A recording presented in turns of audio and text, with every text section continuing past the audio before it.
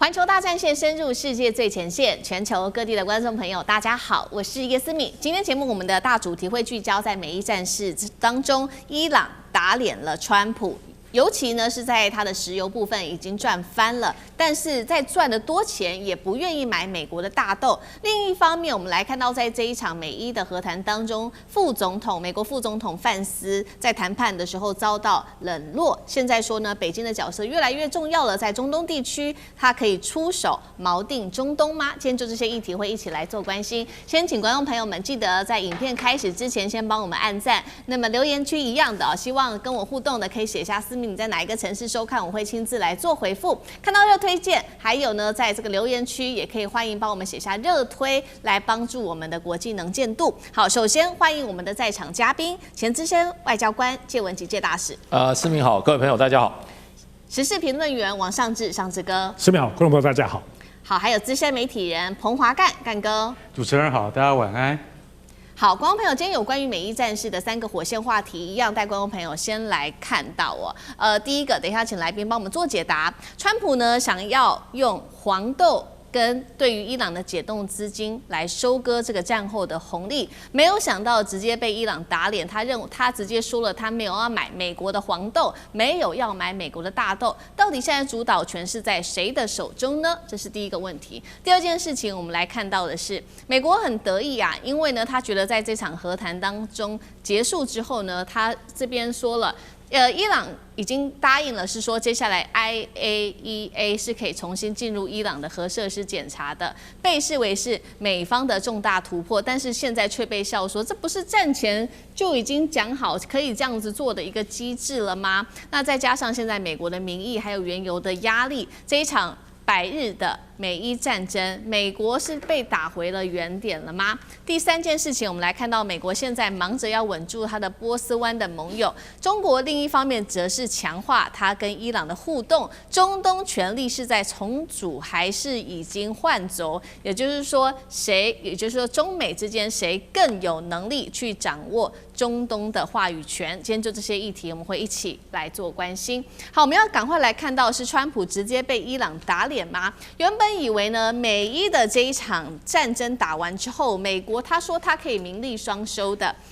他甚至公开表示，这是来自于川普的说法，希望呢伊朗的资金在被解冻之后，可以呢拿这些钱全部买美国的黄豆，甚至是玉米等等的农产品。话一说完，央行总裁来自伊朗方面直接就否认打脸，说我们签署的 MOU 当中根本没有任何一条的条文有明文规定说，伊朗必须要向美国来购买农产品，而我们会向美国买或者是购买的其他东西，除了民生物资之外，就是一些没有经过制裁的商品，完全没有包括黄豆也代表这个川普说要救农民的这个梦，看起来是完全的被打碎了。好，更糗的事情，我们来看到了副总统范斯，他原本试图说，我到了这个谈判的现场，我要来主导整个谈判的主导权，但是呢，看到这有发生非常多的糗事。第一件事情，范斯一开场说呢，我希望跟这个伊朗翻开新的一页，甚至期待两国关系能够永久的被改变。但是呢，伊朗呢就直接给他一个黑脸，他说呢，我们伊朗今天来这里做和谈的目的，不是来跟你美国交朋友的，更不是来接受你美国的安排的。谈判是基于我们之间有利益的交换，是对伊朗有利的，而我们始终首选仍然是以圣战为主，给他了一个下马威哦。再来，我们看到这个动作上有许多的分析师现在就在笑说，范斯在这场的谈判当中根本就是对于中东地区的这些官员是热脸贴冷屁股甚至呢，这个分析师干脆用这个范斯饱受屈辱来形容整场会谈，什么意思呢？会场上我们等一下来看一段影片，是这个卡达总理忽略了范斯，他直接走向了这一位是巴基斯坦的总理，两个人就在范斯的面前握手拥抱，把范斯晾在一边。来看一下现场的最新画面。好，你现在看到的是卡达的总理跟巴基斯坦总理，他们互相握手拥抱，范斯在后面非常的糗，就看着他们两个做非常多的互动，然后范斯就从头到尾静默，然后看向荧幕幕啊等等的，完全被忽视在一旁了。这是我们给你看到在会场上面的最新画面。好，所以今天节目一开始，我们先来请教大使怎么看了。从川普的大斗说到我们刚刚看到的画面，这个范斯被晾在一旁，整个被冷落了。伊朗现在不仅是跟美国平起平坐，而且还掌握整个主导权吗？美国等于是史上第一次遭到如此大的羞辱吗？那谢大使怎么看？对，美国这个尤其2次大战以后没有受到过这种羞辱，最主要是打败仗了。对。这个战场决定一切，这个美国就是有一句话说 "winner takes all"， 就是说胜利的人他是所有都胜利，他把所有的桌上的所有的筹码通通是拿走的，不会留一分给你的。这也是美国的这种风格啊。那国际政治更是这种风格。我刚刚看到这个范斯，我就觉得人家是真心瞧不起他，不是说不懂礼仪。为什么？第一个，你不就是副手？在美国的政治地位里面，副总统就是一个陪衬，就是一个备位的。尤其在川普这个总统之下，范斯跟这个白宫里面任何一个听川普使唤的人都是一样的。在一个机构里面，说实话，副手也是这样，副手就是不受重视的，那除非有一天，老大突然出事了。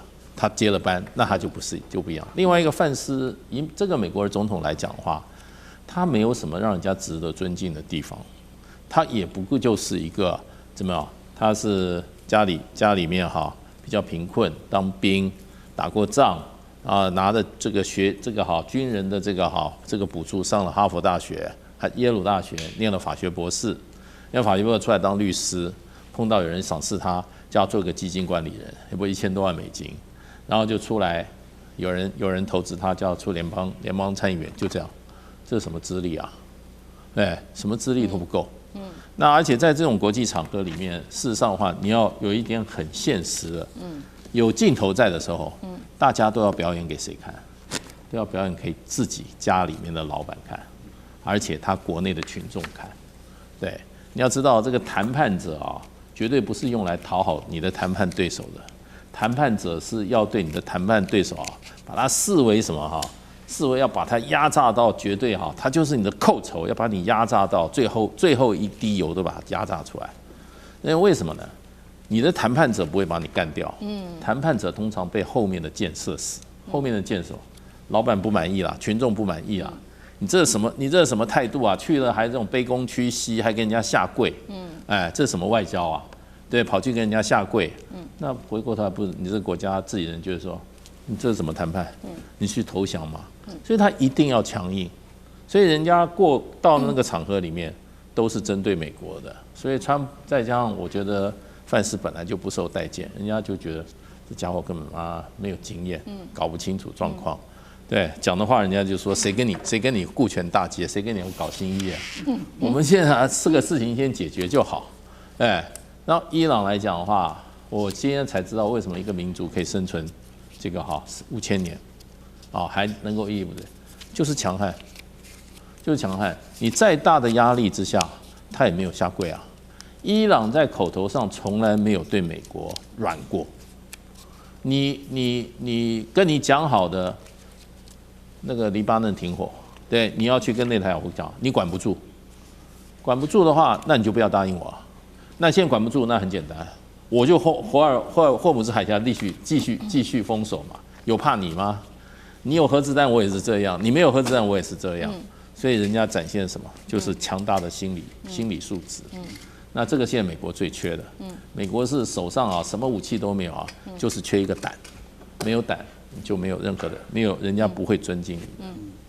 好，所以我们看到这一场的这个和平谈判当中，范斯就很尴尬在现场就直接被视为是一个很尴尬的人物那其实呢，所以他现在也要展现说，确实在这场谈判当中，他有获得一些什么，但是真的有获得一些什么吗？我们来看到因为美方一直在强调，尤其范斯他强调说，这一次对于美国来说具有一个重大的意义，就是伊朗已经同意一件事情了，要让这个国际原子能总署 IAEA。重新进入检查他们的核设施，但是观众朋友，我们看我们节目非常久，其实这个设这样子的一个检查的动作，其实早在战前，这个伊朗就已经同意了。所以呢，被大家笑说，你美国打了100多天，怎么看起来回到了战争前当时的原点呢？再来看一下美国目前呢内部民调到底支不支持自己这个川普总统的做法？现在呢，来自于 CBS 最新的民调，78%的民众希望战争快点结束吧，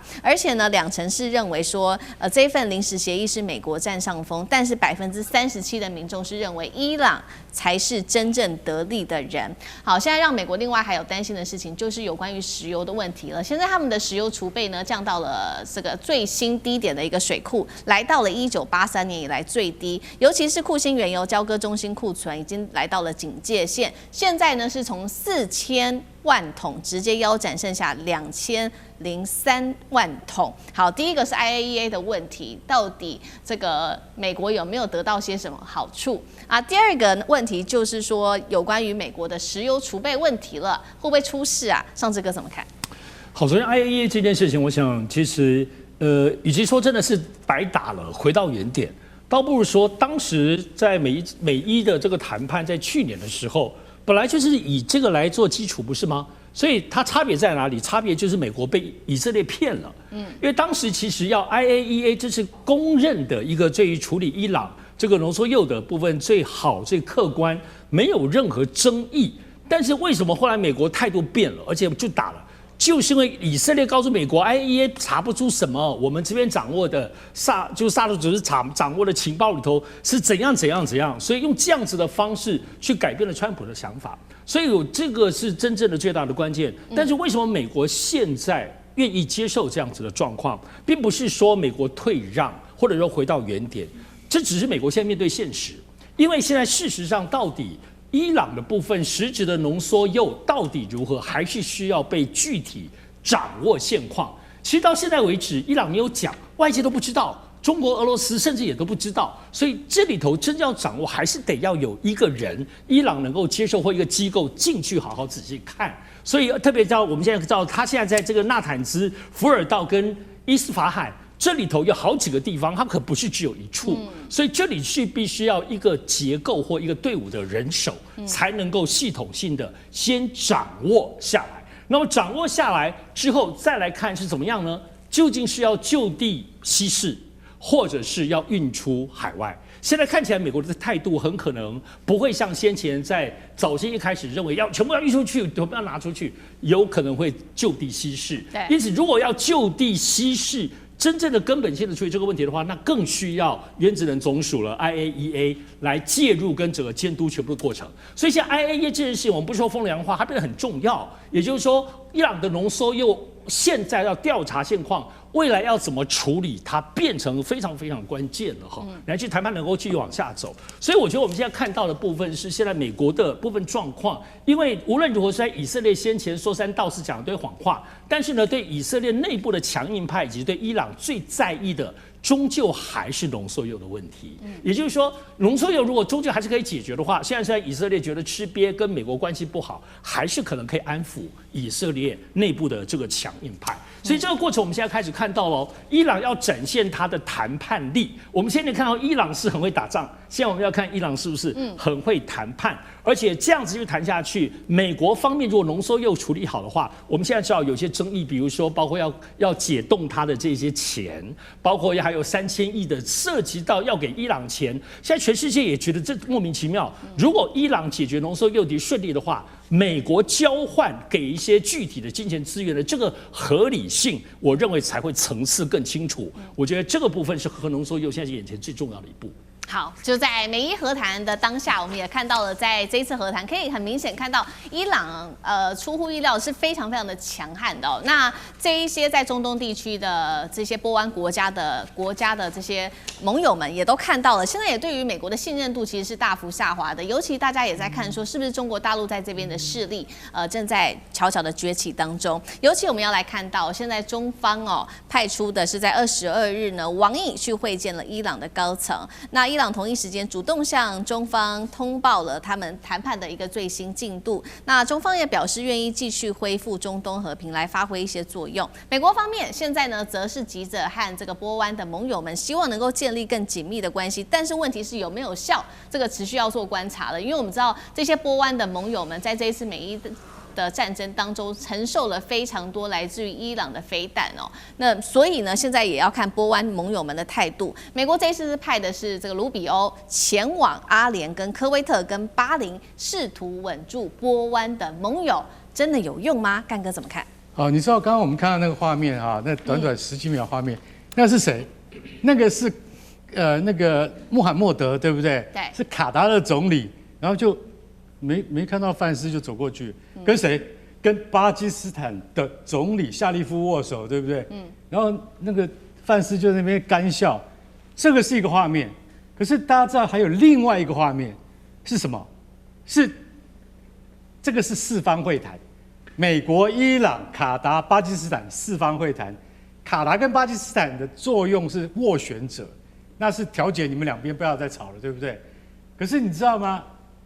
照理讲，你手上有筹码的话，你一定是最后一个来的。知道最后一个来是谁？是阿拉奇，是伊朗的外长。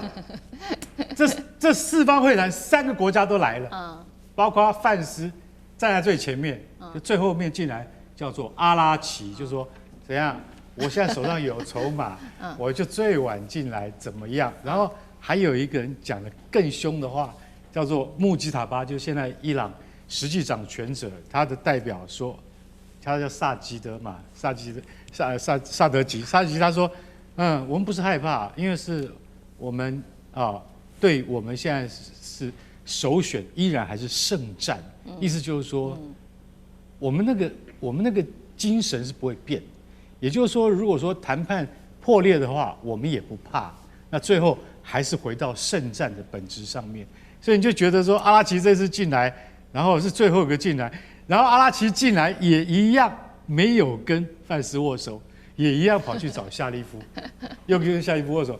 所以大家要看这个外交的场合里面这有很多画面都透露一些因素，就是说你会发现说，那你范斯变成一个路人甲被晾在那边。真的是那个样子，其实我们也很惊讶，就像刚刚大使讲，很惊讶啊。不过怎么会这样子？美国从来是不能，就是他是被人家等的，不能他等人家，对不对？如果今天是川普在场，川普一定拂袖而去，但今天是范斯来，他就变一个花瓶在那边。所以你就看到，结果你知道，最近这几天，也就是昨天王毅在哪里？在新德里会见了谁？他会见了伊朗最高国安会的副秘书，叫做内扎米普尔。内扎米普尔把所有14点的过程通通报告给王毅。为什么？奇怪了，这不是有四方会谈的吗？怎么又多一个角色出来，叫做中国？内扎米普尔为什么把所有事情都跟王毅报告清楚？就是大家就晓得说，中国在未来伊朗的重建之路上面会扮演多么重要的角色，这才是我们要注意的地方。好，谢谢干哥。那我们休息一下，马上回来。地缘政治、美中之争、战略价值、强权崛起、小国生存，现在与未来洞悉事件走向，掌握世界脉动，全球观点尽在环球大战线。